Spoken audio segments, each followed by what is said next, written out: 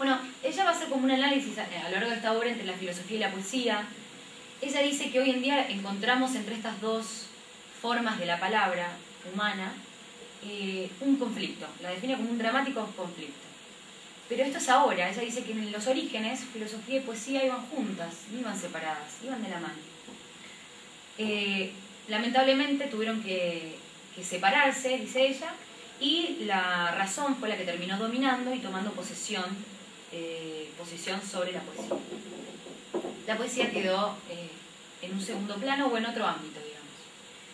Bueno, Zambrano se va a referir a estas dos formas de la palabra de la siguiente manera.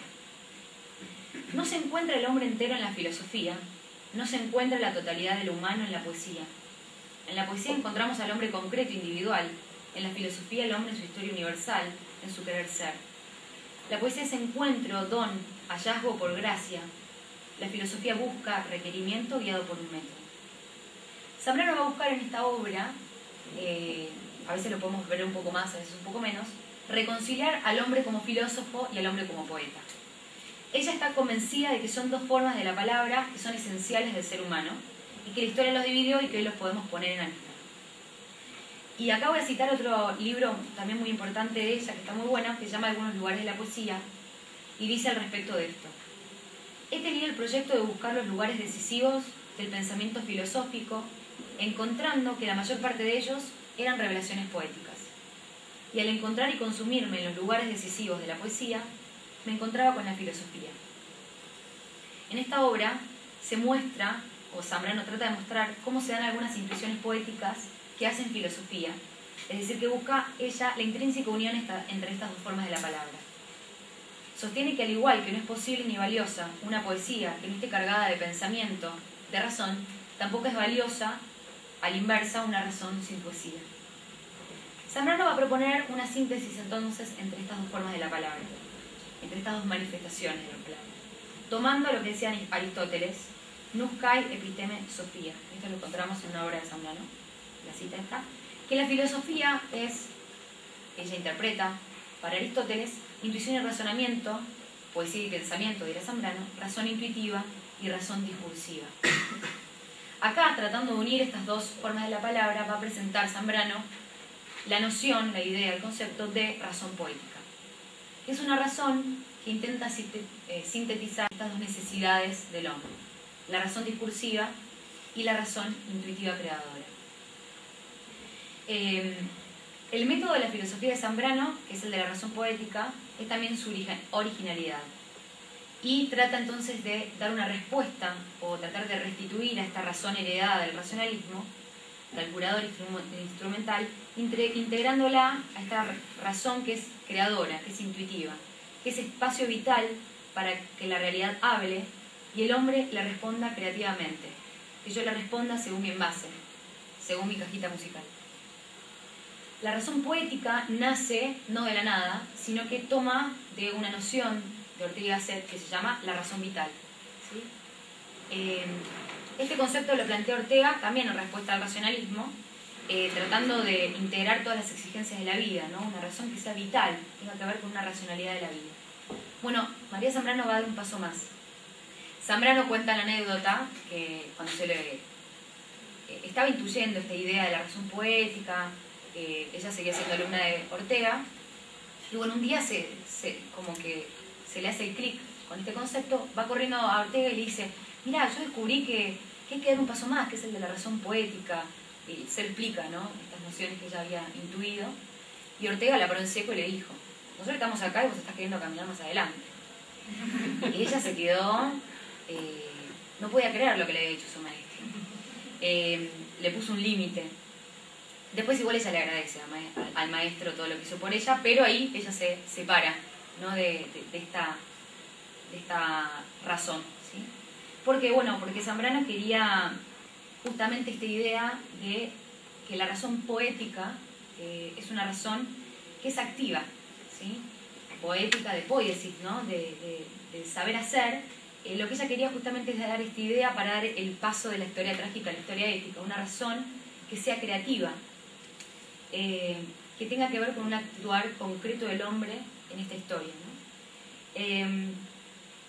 Entonces, esta razón quiere ser creativa, activa. Es decir, que el hombre no solo conoce intelectualmente las cosas, que las comprende según sus circunstancias, como la razón habitual, la de Ortega, sino que también es creadora, manifestación de lo real, no solo a un nivel conceptual, sino también a un nivel creativo, expresión de lo indecible. La razón poética manifiesta a través de la palabra una realidad que se alcanza a través del conocimiento poético. Repito, la razón poética manifiesta a través de la palabra una realidad que se alcanza a través del conocimiento poético, la realidad de lo que ella llama lo sagrado, lo originario. La cito: la realidad se presenta al hombre que no ha dudado, es algo anterior a las cosas, es una irradiación de la vida que emana de un fondo de misterio. Es la realidad oculta, escondida, correspondiente en suma a lo que hoy llamamos sagrado. Esta es una cita del Hombre y lo Divino. Lo que quiere decir Zambrano con esto es que la razón poética que se manifiesta a través de la palabra surge, digamos, de un fondo de lo que se llama lo sagrado, lo divino, ¿sí? No le pone el nombre Dios, sino que habla en estos términos. Y ella va a decir entonces que solo podemos conocer esta realidad o acceder a esta realidad de un modo que sea piadoso, de un modo que sea receptivo, de un modo de un estar atento, ¿sí?, a la realidad y tener un espíritu de acogimiento, de hospitalidad, digamos. La palabra poética entonces es la encargada de ser mediadora entre lo divino y el hombre, entre lo originario, lo sagrado, y el hombre. Es desde allí donde el hombre habla, desde un fondo que pareciera ser desconocido, pero que es la huella de una forma perdida, la llama Zambrano, al originario, la huella de una forma perdida. Bueno, retomando un poco, porque hay como muchos conceptos, haciendo una síntesis y terminando porque está haciendo largo, la propuesta de Zambrano es entonces una salida a la crisis que atraviesa Occidente y el hombre, como lo escribimos en la primera parte, producto del racionalismo, que lo llevó indefectiblemente a los totalitarismos, a la instrumentalización de la razón y por ende de la persona humana. La salida es que a través de la razón poética, donde la filosofía vuelve a vincularse a la poesía, poesis, creación por la palabra, gracias a ella encontramos un camino de la restauración de la unidad perdida, como hemos visto en el hombre, en la crisis que padece el hombre. Ella entonces va a tomar la figura del poeta para que pueda suceder. Zambrano quiere que el ser humano sea un incesante buscador de lo originario, de lo sagrado, pero ella dice que no puede solo. Y va a tomar unas palabras de Kierkegaard, del concepto de la angustia, para tratar de expresar esta idea, que el hombre no puede buscar lo originario en soledad. Va a tomar del concepto de la angustia la siguiente frase: una felicidad que no puede comunicarse no es felicidad. Una felicidad que no puede comunicarse no es felicidad. Zambrano sabe que al encontrar la huella perdida, lo originario, gracias a la creación poética, ilumina de gozo la propia vida, y esta no puede ser guardada, ni mucho menos instrumentalizada ni cosificada, sino que debe ser transmitida. Aquí de vuelta la idea de alteridad como camino hacia la plenitud del hombre. Dando en sociedad, dando en comunión, es que alcanzamos lo sagrado que buscamos, pero que no llegamos todavía a alcanzar, pero que buscamos porque sabemos que alcanzaremos. Deseo que las palabras de Zambrano puedan iluminar en algo nuestras vidas. Ojalá que tengan la oportunidad de leerla. Bueno, muchas gracias.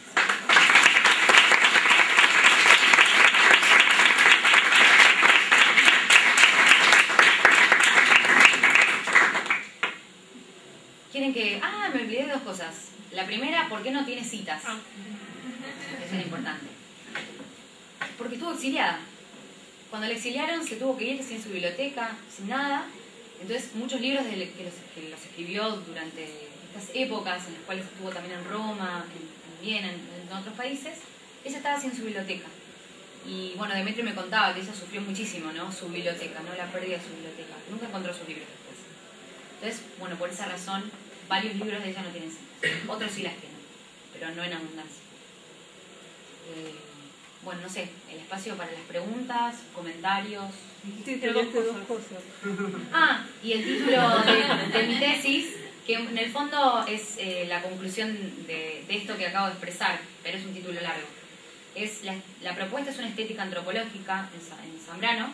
No tiene una teoría estética ya elaborada, pero bueno, es intentar captar a lo largo de su obra una estética que para mí es antropológica, justamente porque propone un camino de restitución de lo humano, de esta crisis, de esta unidad perdida del hombre, hacia el originario, ¿sí? Su origen, a través de la creación poética, a través de la palabra poética, que como habíamos visto en Zambrano está unida también a la filosofía, o intenta unirla a la filosofía. Sí. Me quedé con esta última frase de la búsqueda del originario como la razón creadora, y lo que me preguntaba era, o sea, ¿cuál es el límite para ella, si es que lo trata, en cuanto al subjetivismo? O sea, si cada razón tiene esa cabida o esa posibilidad de crear, o sea, ¿cuál es el límite? Es una buena pregunta.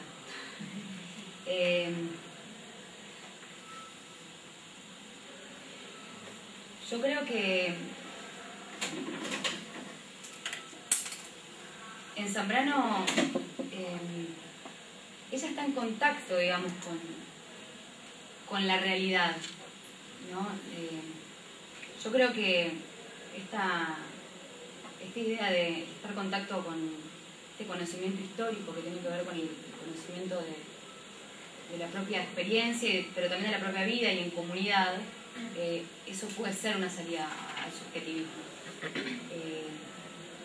No sé, tendría que pensarlo un poco más, ahora no salgo por ese lado, digamos, esta importancia que ella le da a la vida en comunidad, a la vida en sociedad.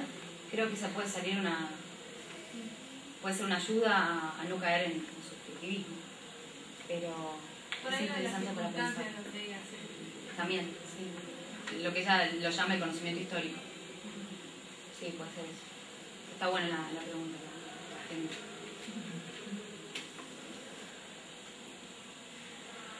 ¿Cuál es la dimensión del cuerpo dentro de una antropología planteada por esta autora?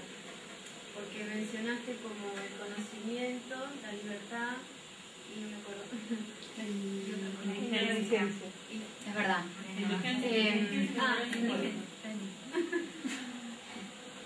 Es cierto, en Zambrano no encontré mucho acerca de que hable bien de la corporeidad.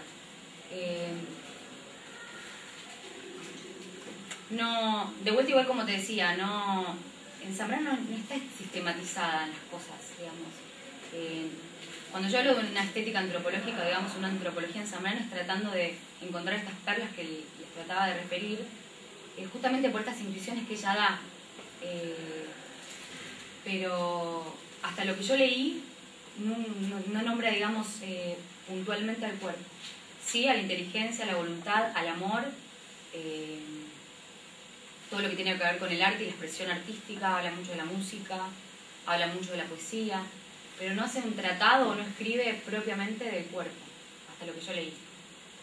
Pero sería interesante buscarlo y ver por qué no lo hace. ¿Y en el tema de la indigencia, no tiene que ver con antropología en alguna parte? Mira, en Persona y Democracia, cuando toma la indigencia, justamente es en el límite, pero en el existir es como más metafísico, digamos, ¿no? La noción de creación, imagen y semejanza, existir o no existir, punto. De hecho, las tres formas que nombra del límite humano, nacer oscuramente, ni lo nombra. Dice nacer oscuramente, padecer la muerte y sufrir injusticias, punto. No explica nada más. Como que te lo deja ver qué puedes entender vos o no sé. Que también me hice la pregunta, ¿qué habrá querido decir con esto? Pero no habla de la corporeidad en ese contexto.